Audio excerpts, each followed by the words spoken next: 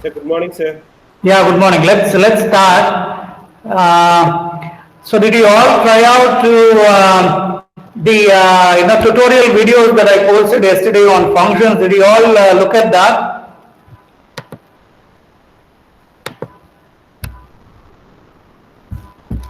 I posted a few videos on functions, isn't it? Apart from the tuples that we did in class, I also posted some videos, tutorial videos yesterday.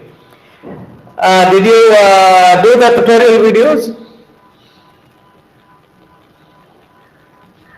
Anyone viewed the videos and tried the videos?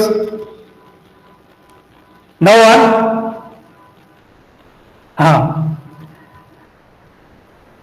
See, all of you know that the tutorial videos are posted in the classroom. All of you know that?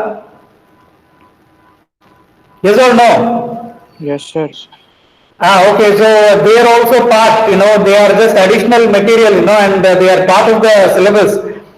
So you have to go over the tutorial videos. So maybe today we'll have a shorter session and I'll give you some time to go over the tutorial videos, isn't it?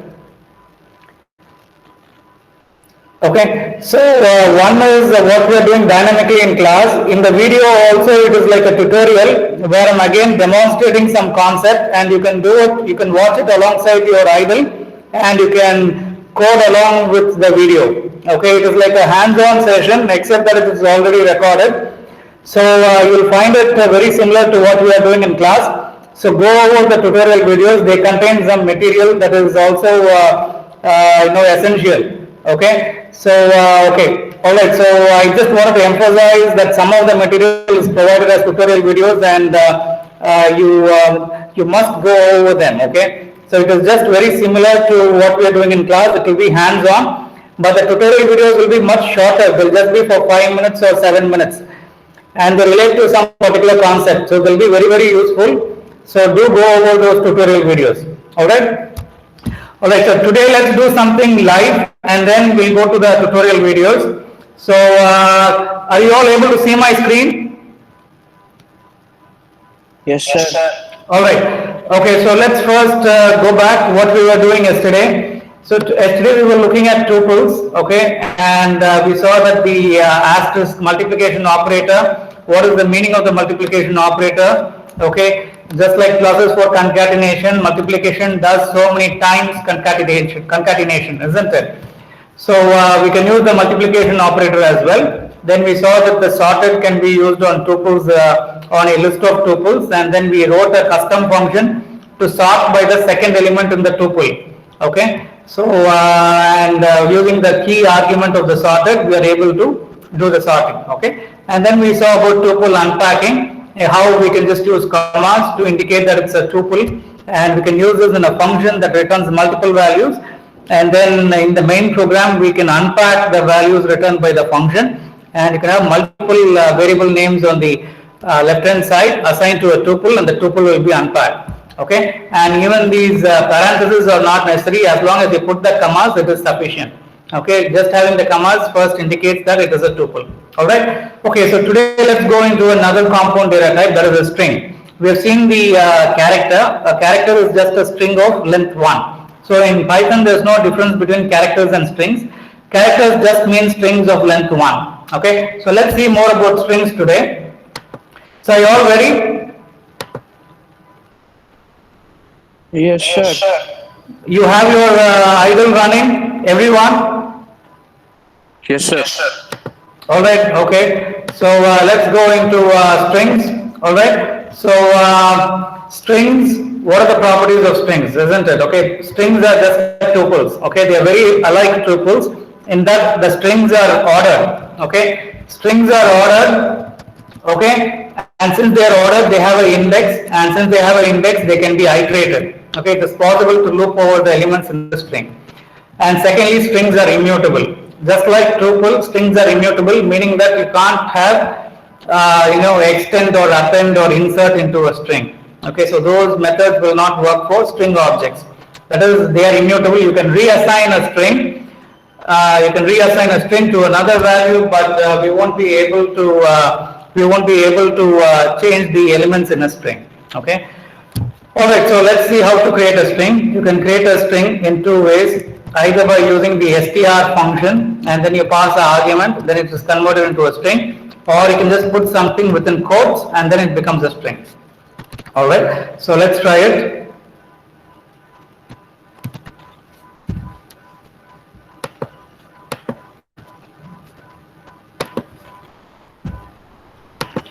There is someone outside SASTRA University wanting to enter, Krishnan AR. Anyone knows who Krishnan AR is?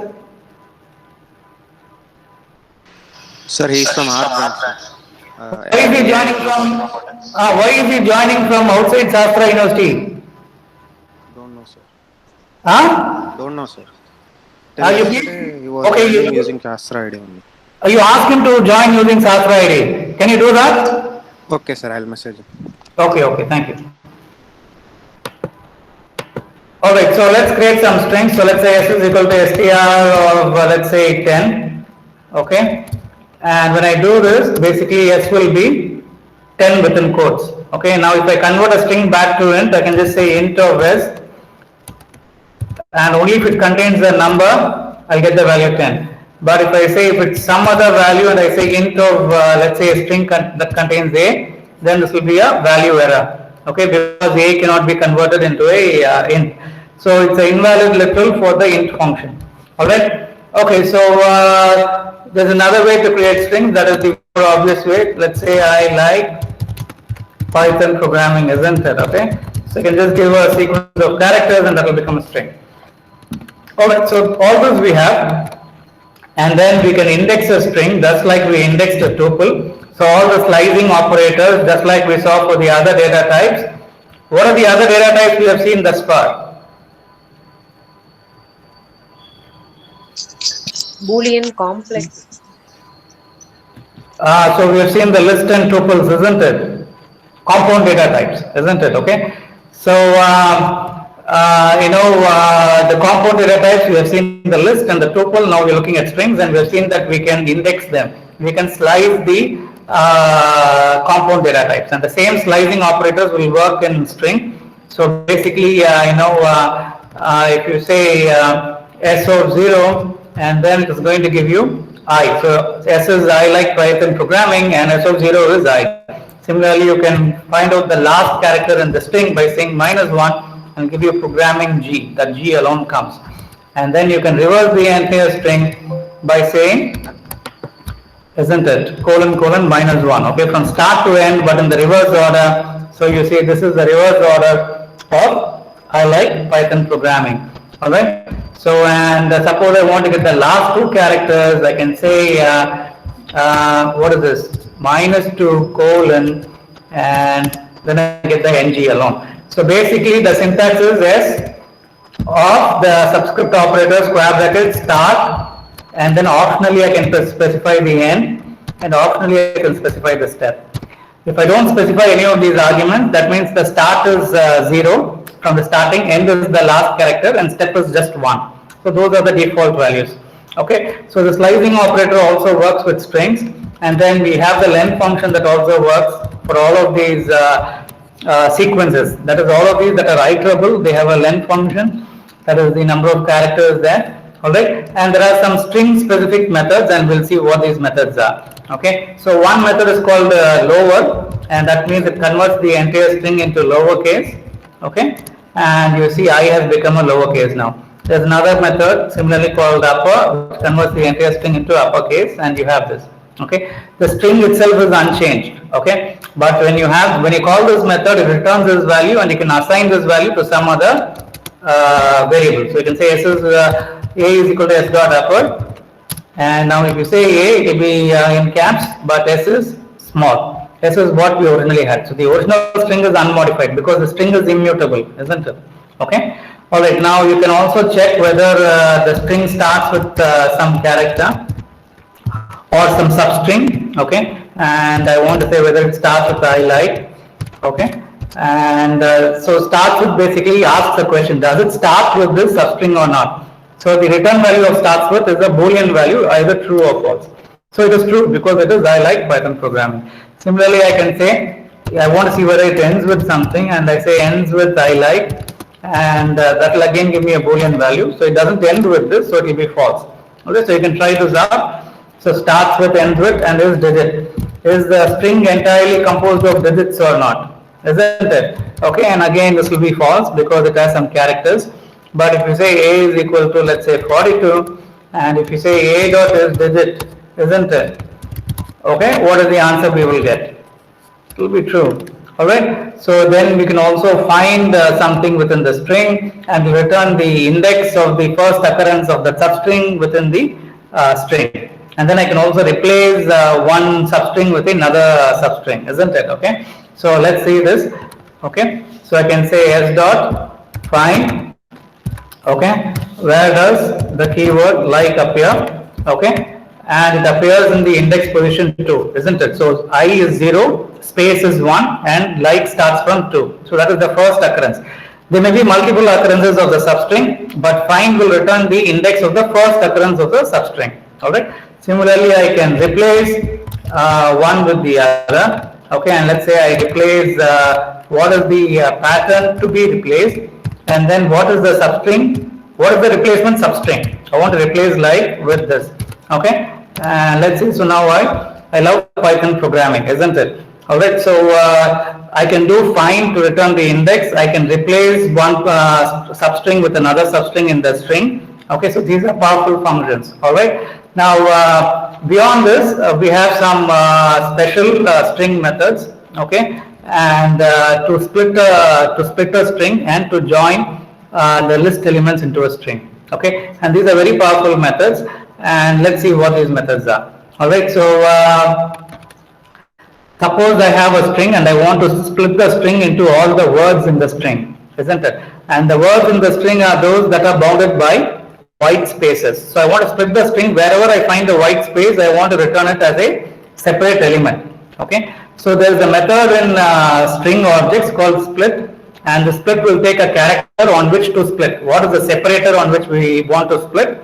And based on that character that we enter, wherever the character appears in the string will be broken down into separate pieces, and these pieces will be returned as the elements of a list. Okay, so we split a string, but the output is a list of the elements that are broken down. Alright, so we have S as this particular, now S is still the same old initial assignment. So let's say I want to split the S and I want to split it on white space.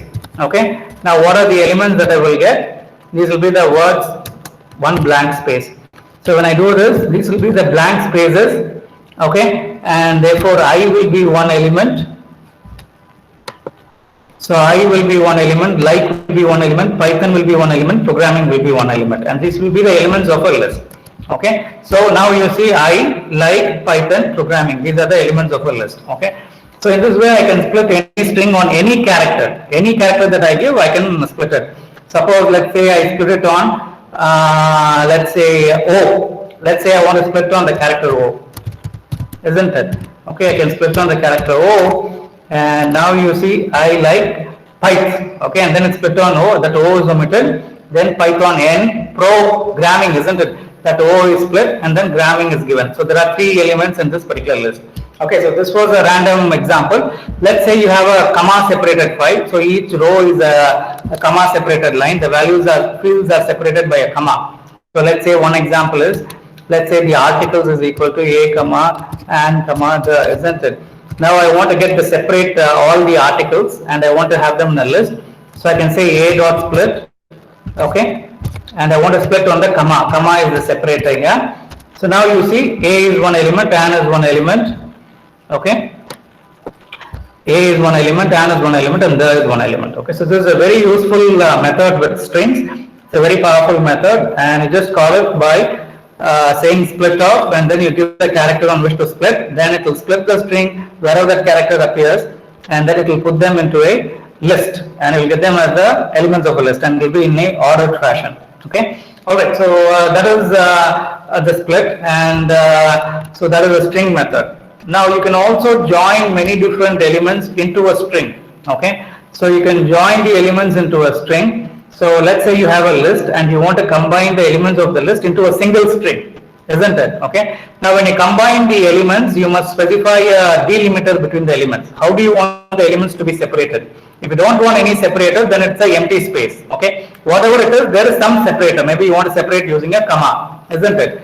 All right. So, based on the separator, you can join the elements of the list, and then you return a string out of it. All the elements are combined. Now you have a full string. So, this join process is the reverse of splitting. Okay. You want to combine the elements into a single string. Okay. So the input is a list, but the output now is a string. Alright. So how do you actually call this method? This is still a string method. Okay. You have to understand that this is still a string method. So let's say now a is equal to let's say x is equal to a dot split of the comma, isn't it? So if you see x, we are the individual articles, that is a, an, and the.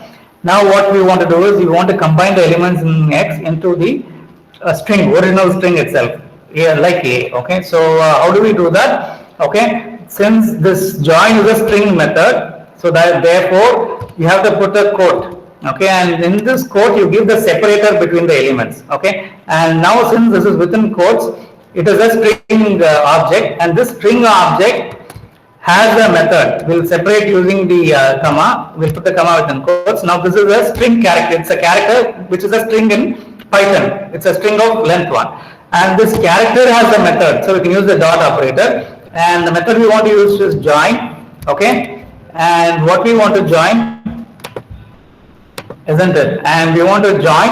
And the join method takes an argument which is a list input. You take a list. And we want to join the elements in the list by using the separator we have specified as the string, and we want to join the x. So x is our list.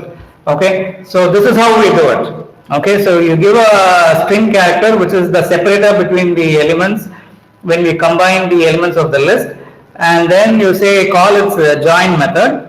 Okay, and then you give the argument as a list, and then the element of the list will be combined into a string. Let's see how this happens. Now you see a and isn't it? The x elements are a and they are combined using the comma, and then you have the final string. Okay, and suppose you want to combine them using, let's say, any arbitrary string. You say article, isn't it? Article dot article. You put space between the article. Some random separator I'm using, isn't it? Article dot join of x.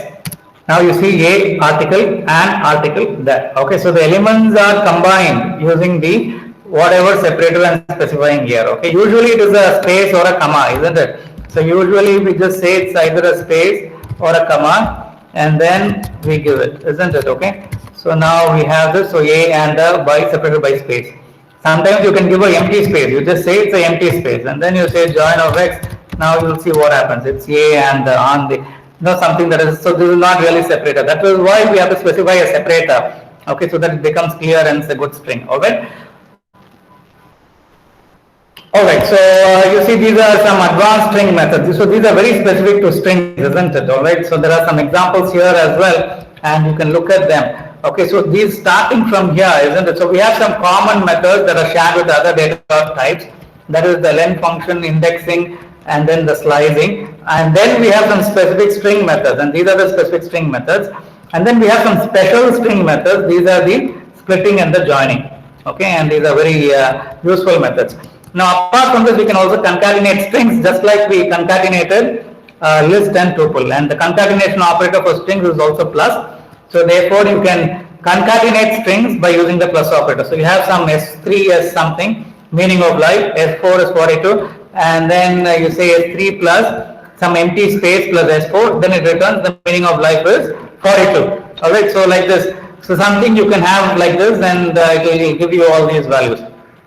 Alright, so similarly, there's a string function called this one, that is let's say s is equal to let's say space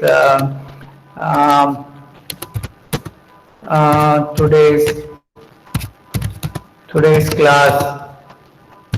Is it interesting? Okay, and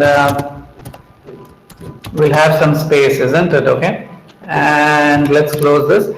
So now, oops. Okay, so you see the string is ending right in the middle. So if I want to escape the quote within the string, then I have used a backslash. So now it is fine. So now if you see, yes, it's today's class is interesting. Okay, so now you see that we can escape the quote character within the string, okay, by using the backslash. Okay, so that's another thing to keep in mind. You see it has some leading spaces and trailing spaces.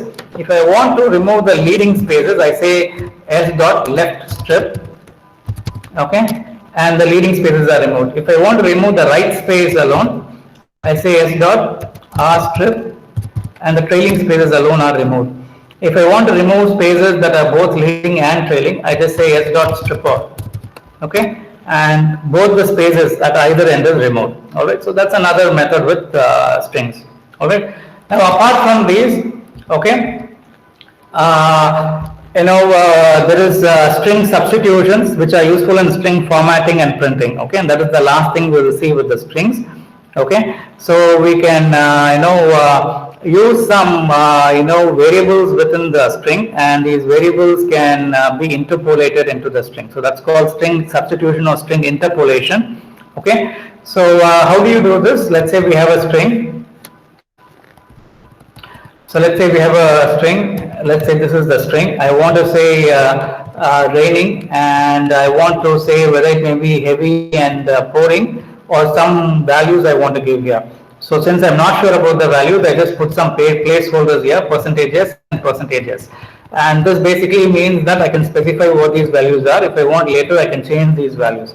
So I have the syntax is that then I have to again give a percentage outside the string, and then I say what are the values for this. I give it within a tuple construction. So the first value is cats, the second value is dogs.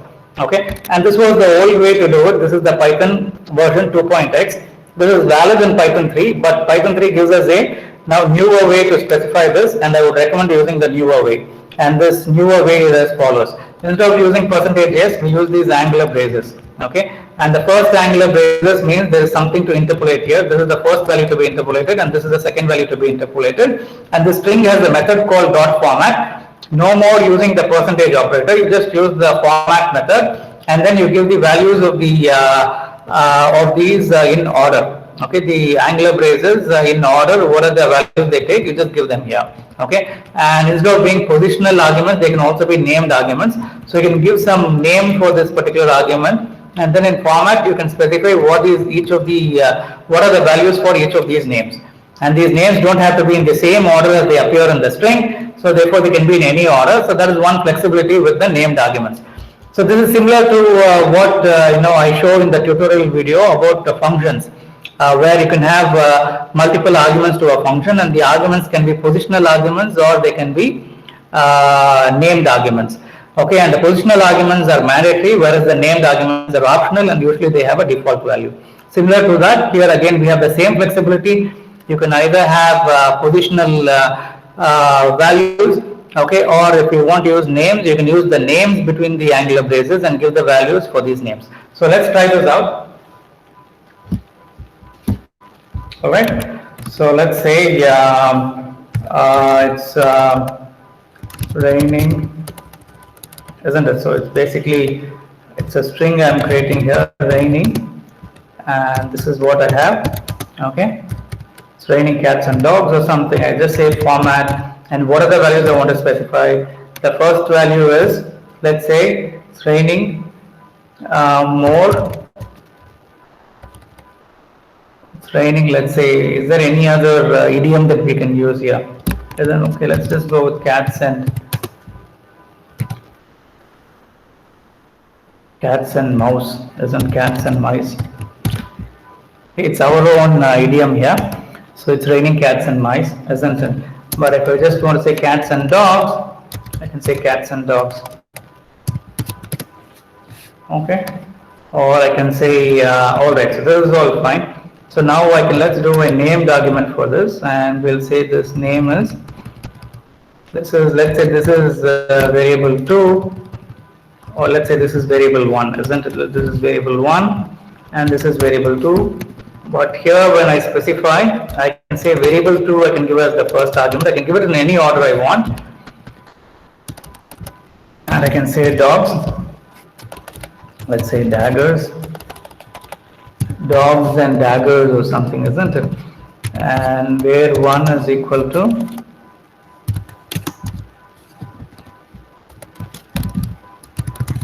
daggers.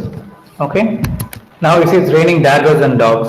Okay, because I've changed the order for the named arguments, isn't it? I've said var2 is dogs and var1 is daggers. So var1 here will be daggers and then it will be dogs. So I can give the named arguments in any order. That is one flexibility with using named arguments. But if you are sure about the positions, better to use positions because you don't have the complication of giving some names and then again using the names here. You can just give the arguments here and just use empty angular braces here. So I want to change the order so that the order is right. It must be raining dogs and daggers. So I just say var2 is equal to daggers and this is equal to dogs, isn't it? Okay, and now I have it's raining dogs and daggers. Alright, so that is some string interpolation. And similar to this format, now we can do more string formatting, and we can do the formatting with numbers as well. You can not just strings that you substrings that you can interpolate, you can also interpolate numbers, because when we do some printing, we want to print the numbers, isn't it? So in order to do numbers, when you specify the angular braces here, you have to specify the format of the number. And what is the format? If you say colon and point, it means after the decimal only 2 places we want to give, and it is a float. Because it's a decimal, you indicate it's a float, and only 2 places after the decimal. Okay, and this is how we specify that whatever number is being printed, you give just 2 places, rounded to 2 places after the decimal. Okay, we just say this, what is the format, isn't it? Colon. I want the format as 0.2f. 0.2 indicates 2 decimal places, and f indicates it's a floating number, that floating value that will be passed. And therefore, when you say format, you just have to pass a floating value, and whatever value it may be some value that you've computed in your program, that variable x or y, you can just pass that as the argument to the format, and it will be returned as a this string where the value is interpolated and only 2 decimal places are returned. Okay, so let's say here I say isn't it? So let's say import path. And then I say natural E is, isn't it? E is, and then I say 2.718, isn't it? So I say this is just 2 decimals, okay? And then I close the quote and I say dot format, and within format I have to give that particular value, that is 2.718. But I know it is also there in maths.py, maths.t, so I just say maths.t. And now you see 2.718, so 8, that is actually rounded. So here it does the actual rounding. So previously we discussed how you round the numbers, and we saw the int function, ceiling function, float function, and then the rounding function. But when you use the string formatting like this, it automatically does the rounding for you. It does the expected behavior, that is, it actually rounds the numbers. So 2.718 is rounded to 2.72 because 2 decimals only are being returned. Now if you wanted to return 3 decimals, just say 2.73 here, and 2.718 will be returned. Okay, and just otherwise, okay, so this is how we can do some string formatting when you're printing the values, and this gives us some control over the output display as well. Alright, so that is called string formatting. There are a lot more examples. I have given a particular website resource where you can look it up. Okay, and there are more examples are there. Alright, so there are some more examples here. Okay, now I told you how to escape backslash character within the string. So if you have a string, isn't it, if you want to escape the backslash character, if you want to escape the quote character, isn't it, we say s is equal to today's class, isn't it?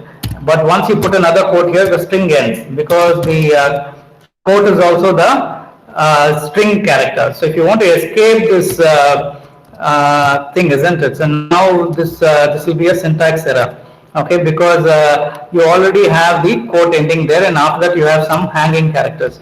But this quote is part of the string, so therefore we have to escape the meaning of the quote. So we can do it using the backslash. And now when you say yes, it is today's class. So this is correct. Now similarly, there are some special characters within strings, okay, and these special characters are, if you want to introduce a new line in a string, we use \n. Okay, so if you say that s is equal to today \n today's class, isn't it? Today's class, but you put a backslash n here, isn't it? And now you print s, it will be like this, isn't it? Okay. But when you actually print it, this backslash n should be a new line, isn't it? So when you have this in a string, this backslash n is a new line. Okay.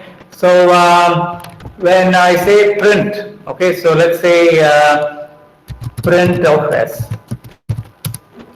Okay, so this backslash n is interpreted as a new line. Okay, similarly we can have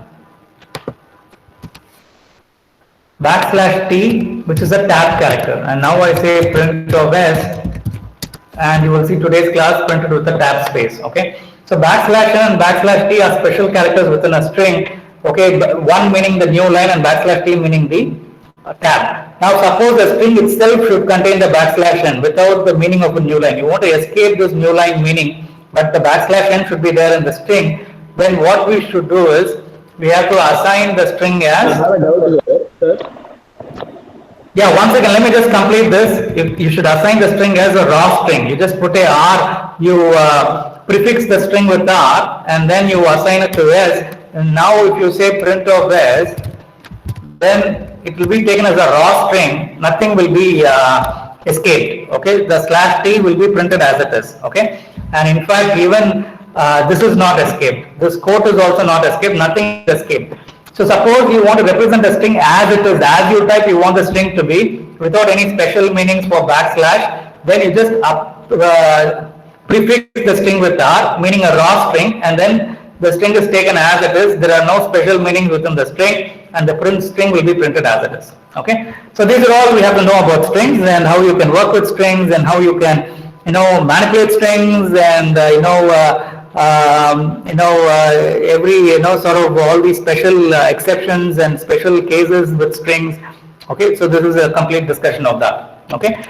Okay. Yeah. Now the questions. Yeah. Any question? So basically, yes, if you type yes there, it's just typing out the string itself. So the function only identifies the method inside it.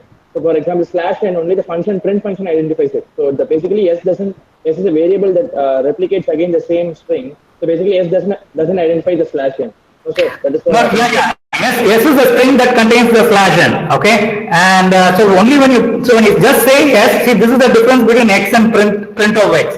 And this is what I was saying last time, isn't it? The print of x will actually go back to the way the string has to be displayed. Okay. When you just say the string, it is how you define the string. But when you print the string, it has a different display behavior.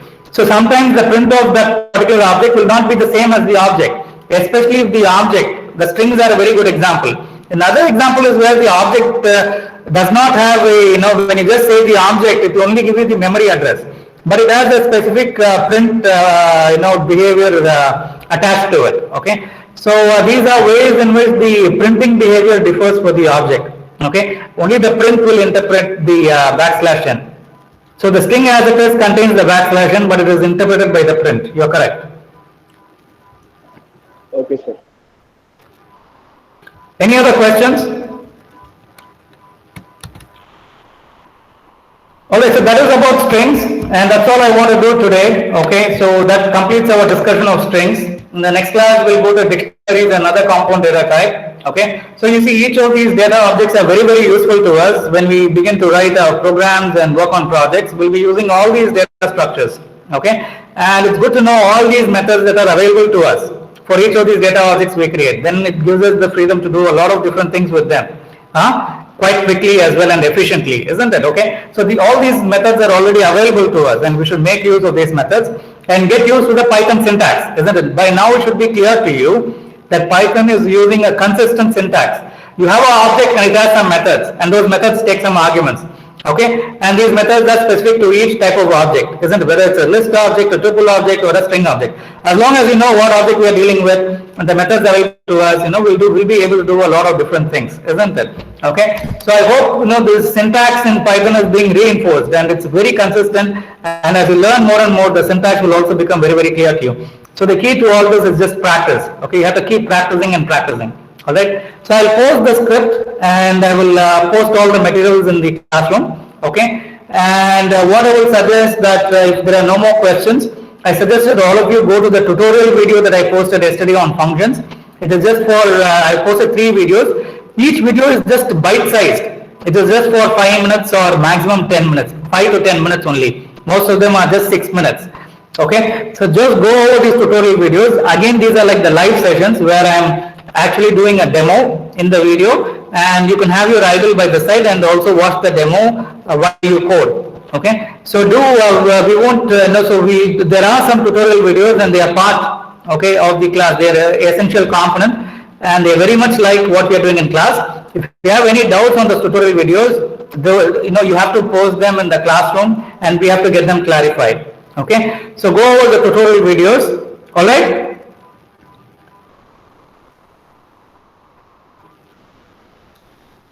So is that clear to everyone? Okay, the tutorial videos, yeah, please do go over the tutorial videos. They'll be very, very useful to you. They are just bite-sized. Even in class, the advantage is we are doing a demo. That is true, and it's probably much more, somewhat more interesting to you. But I assure you, even the videos will be interesting. Moreover, they have the advantage that they are not like very long. They are just like 5 to 7 minutes. And they are really packed in a lot of information. Okay, so do go over the videos. I promise, I assure you, they'll be very useful to you. All right. So we have another 15 minutes. I suggest that all of you go over the videos that are posted, the tutorial videos, in the remaining time. Okay.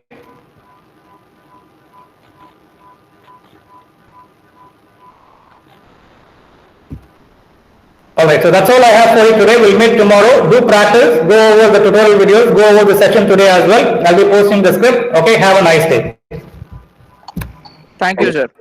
Thank you, sir. Yeah, bye-bye everyone. Any questions posted, any error messages anyone is getting, please post the full diagnostic in the class. What you did, what you were using, okay, what is the output given, full diagnostic you posted, okay, and we'll troubleshoot it, okay.